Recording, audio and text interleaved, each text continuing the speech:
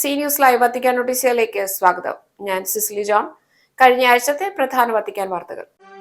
ദിവ്യബലിക്കിടയിലെ പ്രസംഗം 10 മിനിറ്റിൽ കൂടരുതെന്നും പ്രഘോഷിക്കേണ്ടത് അവനവനെയല്ല കർത്താവിനെയാണെന്നും സഭാ ശുശ്രൂഷകരെ ഓർമ്മിപ്പിച്ച് മാർപ്പാപ്പ. ആഗോള കത്തോലിക്ക സഭയ്ക്ക് 21 കർദിനാൾമാർ കൂടി. ഭാരത സഭയുടെ ചരിത്രത്തിൽ ആദ്യമായി ഒരു വൈദികൻ നേരിട്ട് കർദിനാൾ പദവിയിലേക്ക്. മൈക്കൽ ആഞ്ചലോയുടെ കയ്യൊപ്പ് പൊതിഞ്ഞ ഏക ശില്പം പിയാത്തോയ്ക്ക് വത്തിക്കാനിൽ ഇനി അധിക സംരക്ഷണം. സുരക്ഷ ഒരുക്കിയിരിക്കുന്നത് 9 ബുള്ളറ്റ് പ്രൂഫ് ഗ്ലാസ് പാളികൾ കൊണ്ട്. കുംഭസാരം എന്ന കൂദാശ സ്വീകരിച്ച് വിശുദ്ധവാതിൽ തുറക്കപ്പെടുന്നത് പോലെ മനസ്സും ഹൃദയവും കർത്താവിനായി തുറന്നു കൊടുക്കുവാനുള്ള ആഹ്വാനവുമായി മാർപ്പാപ്പയുടെ ഞായറാഴ്ച സന്ദേശം.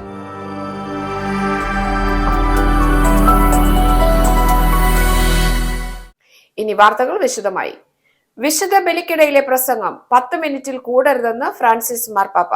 വത്തിക്കാനിലെ സെന്റ് പീറ്റേഴ്സ് സ്ക്വയറിൽ തടിച്ചുകൂടി വിശ്വാസികളെ അഭിസംബോധന ചെയ്ത് സംസാരിക്കുകയായിരുന്നു പാപ്പ. വിശ്വാസം പ്രസംഗിക്കപ്പെടേണ്ടത് പരിശുദ്ധാത്മാവിലൂടെയായിരിക്കണം. പരിശുദ്ധാത്മാവിന്റെ അഭിഷേകത്തോടെ പ്രസംഗിക്കുക എന്നാൽ ആശയങ്ങളും ഉപദേശങ്ങളും ജീവിതവും അഗാധമായ ബോധ്യവും സംപ്രേഷണം ചെയ്യുക എന്നാണ് അർത്ഥമാക്കുന്നത്. ഒരാശയം 10 മിനിറ്റിനുള്ളിൽ കൈമാറണമെന്ന് പാപ്പ പ്രസംഗകരോട് അഭ്യർത്ഥിച്ചു. 8 മിനിറ്റിന് ശേഷം പ്രസംഗം ദുർബലമായി തീരുന്നു, ആർക്കും മനസ്സിലാകില്ല. ഒരിക്കലും 10 മിനിറ്റിൽ കൂടുതൽ പോകാതെ നോക്കണമെന്നത് വളരെ പ്രധാനപ്പെട്ട വസ്തുതയാണെന്ന് പാപ്പ ഓർമ്മിപ്പിച്ചു. പ്രാസംഗികന്റെ പ്രസംഗത്തിൽ ഉണ്ടാകേണ്ടത് ഒരു ആശയമാണ്, സ്നേഹമാണ്, പ്രവർത്തിക്കാനുള്ള ക്ഷണമാണ്. പ്രാസംഗികർ തങ്ങളുടെ പ്രസംഗത്തിലൂടെ കർത്താവിനെ പ്രഘോഷിക്കാൻ പരിശുദ്ധാത്മാവിന്റെ കൃപയ്ക്കായി പ്രാർത്ഥിക്കണം. നമ്മയല്ല, കർത്താവിനെയാണ് പ്രഘോഷിക്കേണ്ടത്. സുവിശേഷവൽക്കരണത്തിൽ ഏർപ്പെട്ടിരിക്കുന്ന ഏതൊരാൾക്കും അവനവനെ കുറിച്ച് പ്രസംഗിക്കാതിരിക്കുക എന്നതിന്റെ അർത്ഥം എന്താണെന്ന് അറിയാമെന്നും പാപ്പ കൂട്ടിച്ചേർത്തു. ആഗോള കത്തോലിക്ക സഭയ്ക്ക് ഇനി 21 കർദിനാൾമാർ കൂടി. ചങ്ങനാശ്ശേരി അതിരൂപതയിൽ നിന്നുള്ള മാർ ജേക്കബ് കൂവക്കാട് ഉൾപ്പെടെ 21 പേരെ കർദിനാൾമാരായി ഉയർത്തി ഫ്രാൻസിസ് മാർപ്പാപ്പ. ഭാരത സഭയുടെ ചരിത്രത്തിൽ ആദ്യമായിട്ടാണ് ഒരു വൈദികൻ നേരിട്ട് കർദിനാൾ പദവിയിലേക്ക് ഉയർത്തപ്പെടുന്നത്. വത്തിക്കാനിലെ സെന്റ് പീറ്റേഴ്സ് ബസിലിക്കയിൽ നടന്ന തിരുക്കർമ്മങ്ങൾക്ക് ഫ്രാൻസിസ് മാർപ്പാപ്പ മുഖ്യ കാർമ്മികത്വം വഹിച്ചു. സഭയിലെ എല്ലാ കർദിനാൾമാരും സന്നിഹിതനായിരുന്ന ചടങ്ങിൽ വെച്ച് വത്തിക്കാൻ സമയം വൈകുന്നേരം 4-ന് ആരംഭിച്ച ദിവ്യബലിക്കിടെ 21 ബിഷപ്പുമാരെയും കർദിനാൾമാരെ ഉയർത്തിക്കൊണ്ട് മാർപ്പാപ്പ ചുവന്ന തൊപ്പിയും പേപ്പൽ മുദ്രയുള്ള സ്വർണ്ണമോതിരം അടക്കമുള്ള സ്ഥാനിക ചിഹ്നങ്ങളും അണിയിച്ചു. ഭാരത സഭയ്ക്ക്, പ്രത്യേകിച്ച് മലയാളികൾക്ക് സന്തോഷത്തിന്റെയും അഭിമാനത്തിന്റെയും നിമിഷമായി. ചങ്ങനാശ്ശേരി മാമൂട് ഇടവകാംഗമായ മാർ ജോർജ് കൂവക്കാട് വൈദിക പദവിയിൽ നിന്ന് നേരിട്ട് കർദിനാൾ പദവിയിലെത്തി ഭാരത കത്തോലിക്ക സഭയിൽ ഒരു പുതിയ ചരിത്രം കുറിച്ചു. പൗരസ്ത്യ സഭയുടെ രീതിക്കനുസരിച്ച് ചുവപ്പും കറുപ്പും നിറഞ്ഞ തൊപ്പിയാണ് മാർ കൂവക്കാട്ടിന് മാർപ്പാപ്പ അണിയിച്ചത്. കൺസിസ്റ്ററി തിരുക്കർമ്മങ്ങൾക്ക് ശേഷം നവകർദിനാൾമാർ മാർപ്പാപ്പയുമായി കൂടിക്കാഴ്ച നടത്തി. അടുത്ത ദിവസം രാവിലെ മാതാവിന്റെ അമലോത്ഭവ തിരുനാളിന്റെ ഭാഗമായ ദിവ്യബലിക്ക് മാർപ്പാപ്പയോടൊപ്പം നവകർദിനാൾമാരും പങ്കെടുത്തു. കർദിനാൾ തിരുസംഘത്തിൽ അംഗമാകുന്നതോടെ മാർപ്പാപ്പയുടെ ഔദ്യോഗികമായ ഉപദേശക സംഘത്തിൽ 51കാരനായ മാർ ജോർജ് കൂവക്കാടും ഉൾപ്പെടും. കത്തോലിക്ക സഭയിലെ പൗരോഹിത്യ ശ്രേണിയിൽ മാർപ്പാപ്പ കഴിഞ്ഞാൽ ഒരു പുരോഹിതന് എത്താൻ കഴിയുന്ന ഏറ്റവും ഉയർന്ന സ്ഥാനമാണിത്. മൈക്കൽ ആഞ്ചലോയുടെ ലോക പ്രശസ്തമായ മാർബിൾ ശില്പം പിയാത്ത ഇനി കൂടുതൽ ശോഭയോടെ സെന്റ് പീറ്റേഴ്സ് ബസിലിക്കയിൽ. ശില്പത്തിന് സംരക്ഷണം ഒരുക്കുന്ന ഗ്ലാസ് കവചവും അതിന്റെ ദൃശ്യഭംഗി ഉറപ്പുവരുത്തുന്ന പ്രകാശ സംവിധാനങ്ങളും പുനരുദ്ധരിക്കപ്പെട്ടു. മികച്ച നിലവാരമുള്ള 9 ബുള്ളറ്റ് പ്രൂഫ് ഗ്ലാസ് പാളികൾ കൊണ്ടാണ് പുതിയ സുരക്ഷാ കവചം നിർമ്മിച്ചിരിക്കുന്നത്.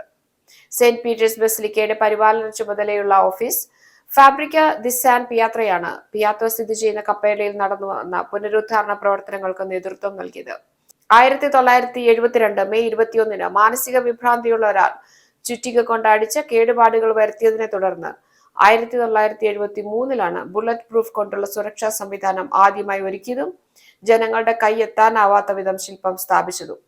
50 വർഷങ്ങൾക്ക് ശേഷം ഇപ്പോൾ മാറ്റി സ്ഥാപിച്ചിരിക്കുന്ന ഗ്ലാസ് പാളികൾ കൂടുതൽ സുതാര്യമായതും ബലമുള്ളതുമാണ്. അതിനാൽ ആകർഷണീയമായ ദൃശ്യഭംഗിയും മെച്ചപ്പെട്ട സുരക്ഷയുമാണ് ഇപ്പോൾ പിയാത്തയ്ക്ക് കൈവന്നിരിക്കുന്നത്. മൈക്കൽ ആഞ്ചലോ ബെനറോത്തി എന്ന വിഖ്യാത ശില്പി തന്റെ 23-ാമത്തെ വയസ്സിൽ മെനഞ്ഞെടുത്ത വെണ്ണക്കൽ ശില്പമാണ് പിയാത്ത എന്ന പേരിൽ അറിയപ്പെടുന്നത്. മൈക്കൽ ആഞ്ചലോയുടെ കയ്യൊപ്പ് പതിഞ്ഞിട്ടുള്ള ഒരേ ഒരു ശില്പമാണ് പിയാത്ത. ഫ്ലോറൻസിലെ മൈക്കൽ ആഞ്ചലോ ബെനറോത്തി ഇത് നിർമ്മിച്ചു എന്ന ശില്പത്തിൽ ആലേഖനം ചെയ്തിട്ടുണ്ട്. 1972-ൽ നടന്ന ആക്രമണ ഫലമായി പരിശുദ്ധ കന്യകയുടെ മുഖത്തിനും ഇടത് കൈക്കും കേടുപാടുകൾ സംഭവിച്ചെങ്കിലും വിദഗ്ധമായി അത് പരിഹരിക്കപ്പെട്ടു. അതിനുശേഷം ശില്പത്തിന് സംരക്ഷണം തീർത്ത ഗ്ലാസ് പാളികളാണ് ഇപ്പോൾ മാറ്റി സ്ഥാപിക്കപ്പെട്ടിരിക്കുന്നത്. ഇനി മാർപ്പാപ്പായുടെ ഞായറാഴ്ച സന്ദേശം. അമലോത്ഭവ കന്യകയിൽ നിന്ന് ജന്മമെടുത്ത കർത്താവായ ഈശോയ്ക്കായി ഹൃദയവും മനസ്സും തുറക്കണമെന്ന ആഹ്വാനം നൽകി ഫ്രാൻസിസ് മാർപ്പാപ്പ. ഞായറാഴ്ച ത്രികാല പ്രാർത്ഥനയ്ക്കായി വത്തിക്കാനിലെ സെന്റ് പീറ്റേഴ്സ് സ്ക്വയറിൽ ഒരുമിച്ച് കൂടിയ ജനക്കൂട്ടത്തോട് വചന സന്ദേശം നൽകുകയായിരുന്നു പാപ്പ. 2025 ജൂബിലി അടുത്തു വരികയാണെന്നും ഏതാനും ആഴ്ചകൾക്കകം ജൂബിലിയുടെ വാതിൽ തുറക്കപ്പെടുമെന്നുള്ള കാര്യം മാർപ്പാപ്പ ചൂണ്ടിക്കാട്ടി. വിശുദ്ധ വാതിൽ തുറക്കപ്പെടുന്നത് പോലെ നമ്മുടെ മനസ്സും ഹൃദയവും അമലോത്ഭവ കന്യകയിൽ നിന്ന് ജന്മമെടുത്ത കർത്താവായ ഈശോയ്ക്കായി തുറന്നു കൊടുക്കുവാൻ അവളുടെ മധ്യസ്ഥ സഹായം തേടി നമുക്ക് പ്രാർത്ഥിക്കണമെന്നും പാപ്പ പറഞ്ഞു. തുടർന്ന് വരുന്ന ദിവസങ്ങളിൽ ഹൃദയങ്ങൾ തുറക്കാൻ നമ്മെ സഹായിക്കുന്ന കുമ്പസാരം എന്ന കൂദാശ സ്വീകരിക്കാൻ പാപ്പ പ്രോത്സാഹിപ്പിച്ചു. ദൈവത്തിന്റെ അനന്തമായ കരുണയിലാണോ പ്രത്യാശ വെച്ചിരിക്കുന്നത്, അതോ സമ്പത്തിലും ശക്തരായ സുഹൃത്തുക്കളിലുമാണോ എന്ന് സ്വയം ചോദിക്കണം. പരിധികളില്ലാതെ നമ്മെ സ്നേഹിക്കുന്ന ദൈവത്തിന്റെ ആശ്ലേഷം അനുഭവിച്ചറിയാൻ നമുക്ക് കഴിയുന്നുണ്ടോ? ഞാൻ പോകുന്ന ഇടങ്ങളിൽ എനിക്ക് മുമ്പേ സഞ്ചരിക്കുകയും അനുതാപത്തോടെ അവിടുത്തെ പക്കലേക്ക് തിരിച്ചു വരുമ്പോൾ എന്റെ തെറ്റുകൾ പൂർണ്ണമായി ക്ഷമിക്കുകയും ചെയ്യുന്ന സ്നേഹമാണ് ദൈവം എന്ന സത്യം ഞാൻ ഗ്രഹിച്ചിട്ടുണ്ടോ എന്നീ ചോദ്യങ്ങൾ ഓരോരുത്തരും സ്വയം ചോദിക്കണമെന്നും പാപ്പ അഭ്യർത്ഥിച്ചു. ഇതോടുകൂടി വത്തിക്കാൻ നോട്ടീസിയ എവിടെ അവസാനിക്കുന്നു. വത്തിക്കാൻ നോട്ടീസിയ വീണ്ടും അടുത്തയാഴ്ച.